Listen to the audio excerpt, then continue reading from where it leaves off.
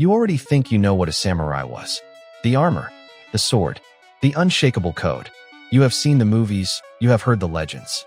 But here is what almost nobody tells you. For most samurai, most of the time, the reality of daily life had almost nothing to do with any of that. No battlefield, no duel, no moment of glory, just paperwork, rice rations, and a rigid social position that was both a privilege and a cage. Today we are going to pull back the screen and show you what life as a samurai in feudal Japan actually looked like. And to understand any of it, you first need to understand who these men actually were. The word samurai comes from the verb saburao, meaning to serve. That single fact tells you almost everything. A samurai was not primarily a warrior. He was a servant, bound to a lord called a daimyo, who was himself bound to the shogun. The samurai sat at the top of the four-tier social hierarchy, above farmers, artisans, and merchants. In theory, tremendous prestige. In practice, obligations so total and so specific that many samurai spent their entire lives navigating them rather than living freely within them. By the time the Edo period began in 1603 under Tokugawa Ieyasu, the landscape had shifted dramatically. Japan had endured over a century of near-constant civil war during the Sengo period. Lords had risen and fallen. Entire clans had been erased. And then Tokugawa, the most patient and strategically ruthless of the three great unifiers of Japan, won the Battle of Sekigahara in 1600 and made himself the undisputed ruler of the country. What Tokugawa built in the years that followed was a system specifically designed to prevent civil war from ever happening again. A central part of that system involved quietly defanging the warrior class. Peace was enforced. Large-scale warfare was essentially ended. Which meant that the class that had defined itself through combat suddenly found itself in a world that had very little use for combat. And that contradiction shaped everything about how a samurai actually spent his days, starting from the moment he woke up before sunrise. But before that, if you're liking this so far, please make sure to like and subscribe. Now let's get back. The day began early. Not because anyone forced it, but because the culture demanded it. The concept of Kiwo Hiku, sharpening one's spirit, meant that the early hours belonged to practice and preparation. Swordsmanship drills, archery, horsemanship. But alongside those physical disciplines came something that surprises most people: calligraphy, poetry composition, and the careful study of Confucian texts. The image of the samurai as a pure fighting machine ignores the enormous intellectual dimension the class was expected to carry. The ideal samurai of the Edo period was not just physically formidable. He was educated, composed, and cultured. The concept of Bunbu Ryodo, the dual path of martial and literary arts, was not an aspiration. It was a requirement. A samurai who could not compose a decent poem was considered just as incomplete as one who could not hold a sword. And it was this same pursuit of total self-mastery that produced some of the most extraordinary individuals the samurai class ever gave the world, none more so than one particular ronin wandering the roads of 17th century Japan. Miyamoto Musashi captures the contradictions of samurai life more completely than anyone else in the historical record. He fought in over 60 individual duels and was never defeated. He fought at Sekigahara as a teenager. He developed his own two-sword fighting style, Naitanichi Ryu, that is still studied today. He wrote the Book of Five Rings, a strategic text so precise in its thinking that business schools still assign it now. By any measure, he was exactly what the samurai ideal described. And yet Musashi was a ronin, a samurai without a master. In the world Tokugawa had built, that was one of the most socially precarious positions you could occupy. A ronin had no stipend, no guaranteed rice allocation, no lord to protect him. Musashi chose that freedom deliberately, refusing the patronage of powerful lords who sought to employ him.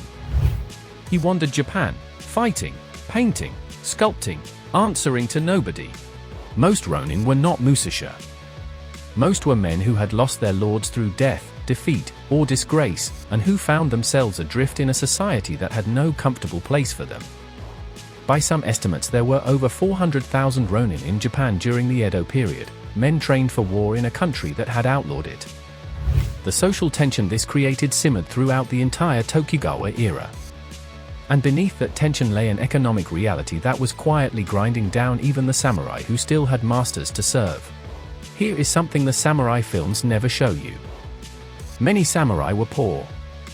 Not struggling comfortably. Genuinely, quietly, persistently poor. The stipend system paid samurai in rice based on their lord's allocation, established during active warfare when military service kept the arrangement workable. In peacetime, those stipends became fixed, often inadequate, and impossible to supplement through trade or commerce, activities that sat beneath a samurai's social station. A low-ranking samurai might receive 30 koku of rice per year, roughly enough to feed 5 people for 12 months. That sounds sufficient until you factor in maintaining the appearance of his class. The correct clothing. The properly maintained weapons. The contributions to his lord's ceremonies. Many samurai families quietly fell into debt, borrowing from the merchant class they officially ranked above, a humiliation that accumulated slowly and was never spoken about directly. This financial pressure drove many samurai to take on side work that technically violated their dignity. Making umbrellas and sandals at home. Teaching swordsmanship to commoners for pay.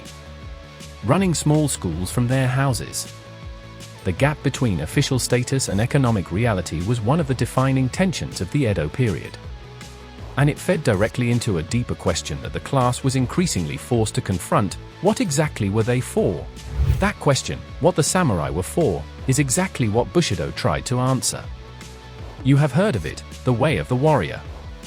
What most people do not know is that Bushido as a fully articulated written code was largely a product of the Edo period itself, constructed and elaborated precisely at the moment when the samurai had the least practical use for its prescriptions.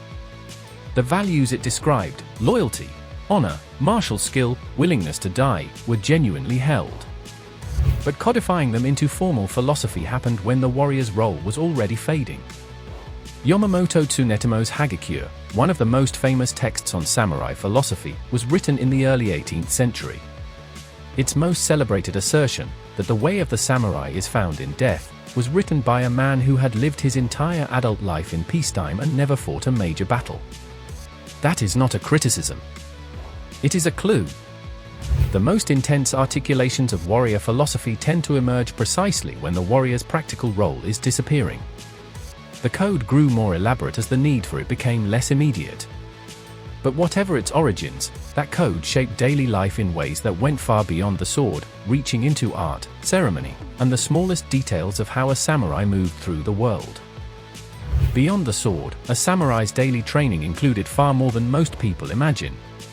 Tea ceremony was not a pleasant social ritual.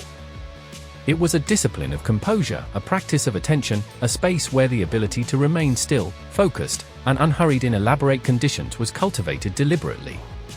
The same qualities that kept you alive in combat, presence, breath control, reading a situation without reacting prematurely, were exactly the qualities the tea ceremony demanded and refined. The dojo and the tea house were training the same thing through different forms. No theater, haiku composition, the study of Chinese classical literature. A samurai who devoted himself only to martial training was considered unbalanced, even dangerous. The cultural refinements were not decorative. They were load-bearing parts of the identity, and taking them seriously was expected of anyone who wanted to be considered a man of genuine standing. All of this, the discipline, the poverty, the elaborate cultural life, the increasingly theoretical warrior code, was building toward a collision that had been inevitable since the moment Tokugawa ended the wars. And by the mid-19th century, that collision finally arrived. The pressures that had been building throughout the Edo period finally broke the system open when Western ships appeared in Japanese waters carrying cannons that coastal defenses could not match. The Tokugawa shogunate, which had controlled Japan for over 2.5 centuries, collapsed under the weight of its own contradictions. The Meiji Restoration of 1868 brought the emperor back to power and began the rapid modernization of Japan along Western lines. For the samurai class, the change was total and final. The 1876 edict forbidding the public wearing of swords removed the most visible symbol of samurai identity. The stipend system was abolished. Samurai were encouraged, and eventually compelled, to find new roles. Many became politicians, military officers, teachers, and business leaders. Some found the transition impossible. The Satsuma Rebellion of 1877, led by Saigo Takamori, was the final military stand of the old class against the new order. It failed, as it was always going to fail, against conscript armies armed with modern rifles. What is remarkable, looking back across the full arc of samurai history, is not the violence or the glory. It is the adaptability. A class that began as mounted provincial warriors in the Heian period transformed itself over 8 centuries into administrators, philosophers, artists, and ultimately the architects of modern Japan. The samurai did not simply disappear. They changed shape, as they always had, and found new ways to serve. So now we know, the real life of a samurai was not what the stories tell you. It was less dramatic, more complicated, and far more human. It was early mornings with a practice sword and late evenings bent over account books. It was pride in a social position and quiet anxiety about paying for it. It was a code of honor articulated most passionately by men who were never tested by the situations it described. And when the moment finally came, it was a class that faced its own ending with the same combination of resistance and acceptance it had always brought to everything else. That is a more interesting story than the legend. And honestly, it is a more admirable one too. If there is a period of Japanese history you want us to go deeper on, drop it in the comments. There is a great deal more to get into.